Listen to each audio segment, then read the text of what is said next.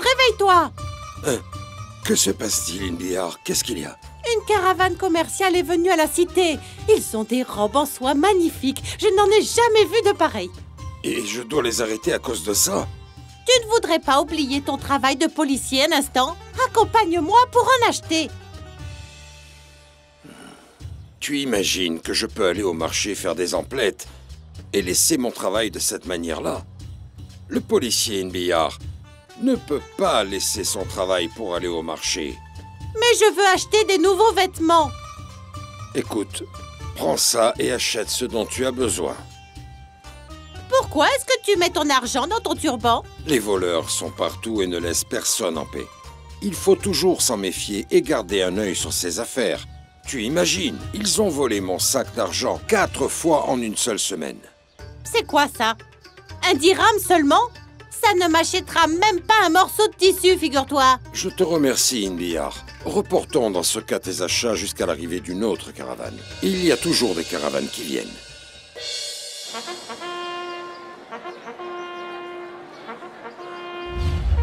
Il ne vous a pas rendu votre argent? Il m'a effectivement donné des bêtes qui couvrent le montant de la dette. Le problème, c'est qu'elles sont toutes mortes. Mais est-ce que les bêtes étaient malades au moment où il vous les a données? N'oublie pas que tu as juré de dire la vérité. Honnêtement, non, elles n'étaient pas malades quand je les ai reçues. Mais elles sont tombées malades et ont fini par mourir. Alors il n'a pas été injuste envers vous. Oui, mais figurez-vous que la caravane dans laquelle nous étions associés est arrivée à la cité et il a gagné grâce à ça beaucoup d'argent. Alors j'ai le droit d'avoir une part de mes gains. Mais vous n'avez plus aucun droit depuis que vous avez rompu le contrat et que vous avez récupéré votre capital. Alors lui, il gagne tout seul et moi je perds tout seul. C'est une question de grâce divine. Et les juges sur terre ne sont pas concernés. Gloire au Dieu Tout-Puissant qui, seul, contrôle le bien dans le monde. Vous avez raison, monsieur le juge. C'est un jugement très correct. Je dois refuser votre éloge. Faire des éloges à un juge signifie que ses décisions peuvent être blâmées ou critiquées, et ce n'est pas acceptable. La séance est levée.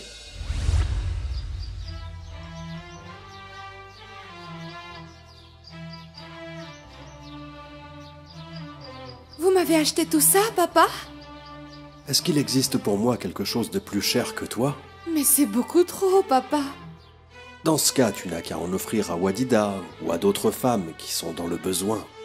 Je dois leur offrir les nouvelles robes que vous m'avez achetées? Bien sûr, ma fille. La charité, ça consiste à donner ce qu'on aime aussi. Ces merveilleux cadeaux que vous m'avez faits ne vous dispenseront pas de me continuer l'histoire de la Dame Marie. Bien sûr, bien sûr. Nous nous sommes arrêtés lorsqu'elle mit au monde Jésus le Christ, paix soit sur lui, qui lui parla dans son berceau, pour lui montrer où étaient l'eau et les dattes. C'est bien ça. Il lui conseilla de rester silencieuse face aux gens. La Vierge Marie revint donc au temple en compagnie de son bébé. Étant rassurée de savoir que le Seigneur accompagnerait cet enfant pur. Tu as vu Aruba? N'est-ce pas Marie, la femme, là-bas? Si. Qu'est-ce qu'elle porte dans ses mains? Je pense que c'est un nourrisson. Peut-être que c'est Jean-Baptiste, l'enfant de Zacharie et Élisabeth. Non, non, non, ce n'est pas lui. Jean-Baptiste a grandi et il marche maintenant. Je l'ai vu il y a 1 heure avec sa mère au marché. Alors dans ce cas, qui est ce nourrisson? Je ne sais pas. Marie n'a pas de relation avec les gens. Alors d'où vient donc cet enfant? Ne sois pas convaincu par les apparences, Idylle. On n'en sait rien finalement. Je crois qu'on devrait garder ça pour nous. On ne doit en parler à personne, Aruba. Bien évidemment, c'est la réputation d'une fille vierge qui est en jeu. On doit sans aucun doute garder ce secret.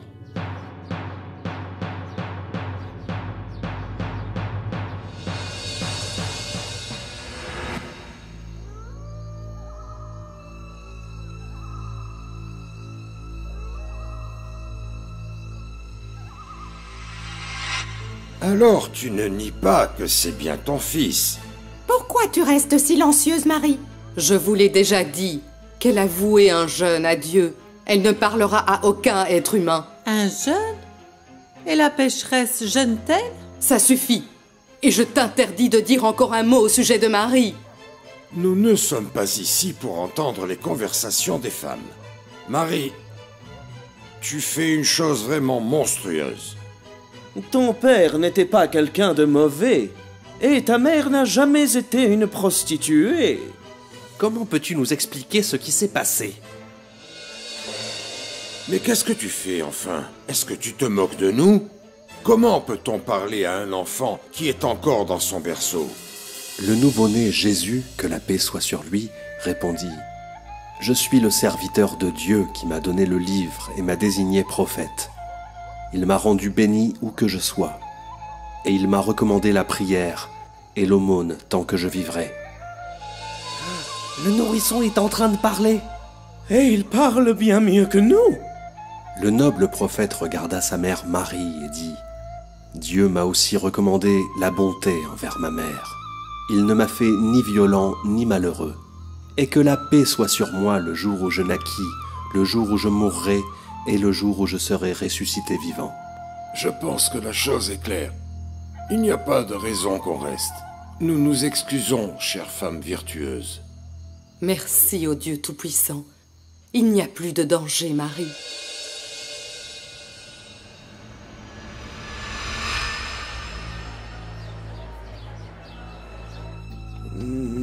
Que devons-nous faire maintenant, grand prêtre?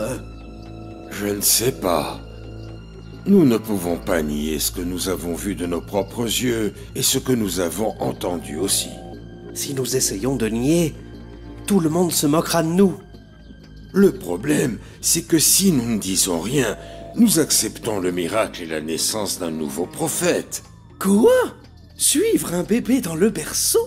Un bébé qui finira bien par grandir, et tout comme il a parlé dans le berceau, il nous amènera des versets de son Seigneur, et à ce moment-là, nous serons bien obligés de croire en lui. Oh, ça veut dire que les gens vont s'éloigner de nous, et nous perdrons nos intérêts et notre commerce. J'ai une idée. Nous ne dirons plus rien à propos de cet enfant, comme si rien du tout ne s'était passé. Et quel en serait l'intérêt? Dieu soutiendra son prophète, dans tous les cas. Oui, mais d'ici là, nous pouvons multiplier notre fortune et attirer plus de gens de notre côté. Ah, faisons cela alors. Nous n'avons rien vu, ni entendu quoi que ce soit.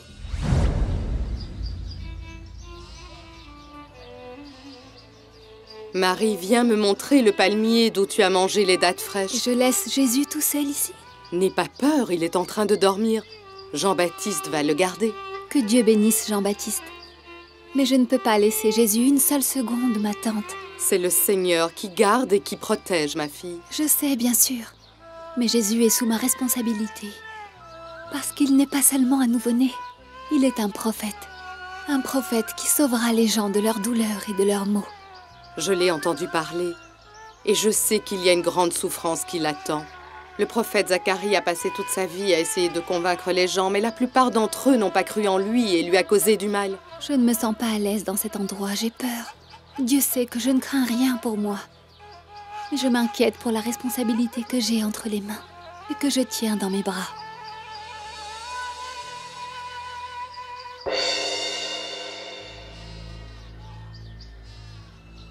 Tu as entendu les nouvelles? Qu'est-ce qui s'est passé, Idylle? Eh bien, le roi Hérode a donné l'ordre de tuer tous les bébés qui sont nés récemment. Oh, quel comportement sauvage! Même les enfants n'échappent pas à leur mal. Je pense qu'il cherche un enfant en particulier. Et qui est cet enfant qui mettrait toute l'armée romaine en danger?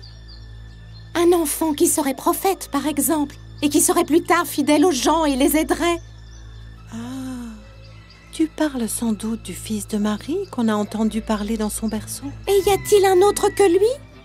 Est-ce qu'on dit aux soldats où il se trouve pour obtenir d'eux une récompense? Mais de cette façon, on se prive de l'opportunité de nous débarrasser de l'oppression et de la servitude. Qu'on empoche la récompense d'abord, et on verra bien ce qui se passera plus tard. Très bien alors. Mais dans ce cas, nous devons bien négocier avec eux.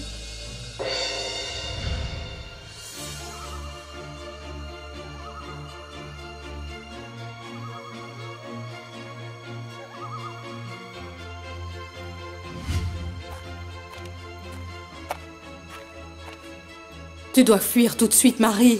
Fuir? Pour aller où? Qui est là? Je suis le soldat Isclis de l'armée romaine. Où allons-nous partir maintenant? Nous ne pouvons pas échapper à notre destin. Garde bien Jésus, ma tante. Bonjour, honnête dame Marie. Que se passe-t-il, soldat? Vous devez fuir tout de suite. Les soldats de l'empereur Hérode vont arriver dans un moment. Merci, soldat. Je vais le faire, mais... Une caravane va passer par ici pour aller en terre d'Égypte par le désert de Sinaï. Essayez de les rejoindre. Allez, Marie, dépêche-toi. La terre de Sinaï? La terre de Sinaï où le prophète Moïse s'est réfugié et a parlé avec le Seigneur? Je vais vous montrer le début de la route. Pardonnez-moi, je ne pourrai pas vous accompagner. Le son des chevaux qui s'approchent. Dépêche-toi, Marie.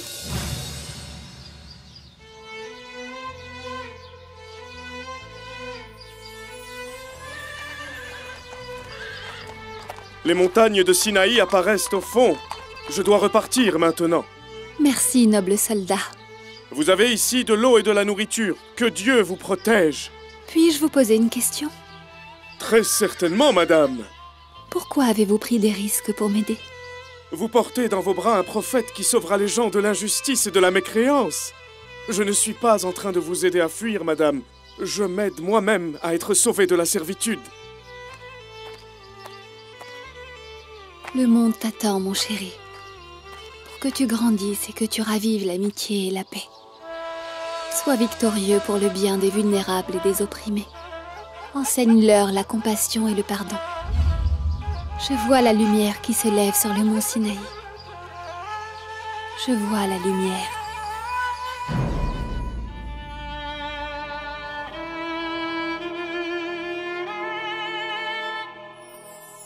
Au nom d'Allah, le tout miséricordieux, le très miséricordieux.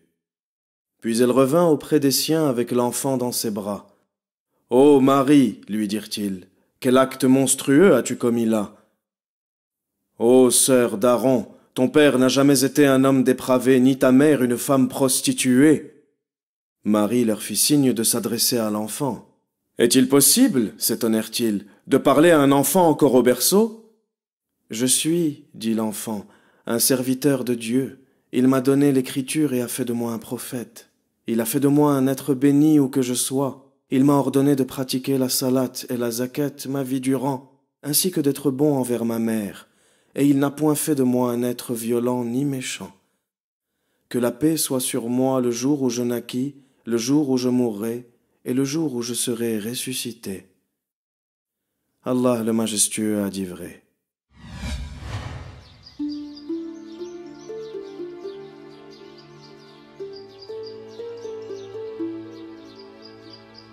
Est-ce que la Dame Marie et son enfant ont survécu? Bien sûr, ma fille. Le prophète de Dieu Jésus vécut avec sa mère en Égypte, et puis retourna à Jérusalem, lorsqu'il grandit, pour inviter les gens à adorer Dieu. J'ai beaucoup apprécié la Dame Marie, papa. Elle est le symbole de la tendresse et de la douceur, vous ne trouvez pas? Bien sûr, et elle est aussi le symbole de la patience, de l'endurance et de la foi absolue en la volonté de Dieu. Et demain, une nouvelle histoire? Je te prépare une surprise pour demain, et elle te rendra heureuse si Dieu le veut.